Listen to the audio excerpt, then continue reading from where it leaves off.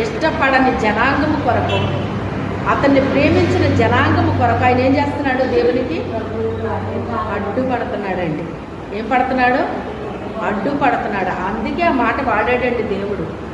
మోషే అంత సాత్వికమైన వాడు అసలు భూమి మీద ఎవడూ లేడన్నాడు. ఒక్క మాటలో చెప్పాడు ఆయన.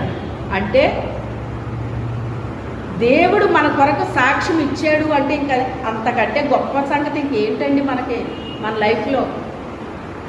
ఒక మనిషి మన కోసం మాట్లాడితేనే మనం ఉప్పొంగిపోతామే, మన గురించి ఇలా అన్నారంట పలానా ఓళ్ళని.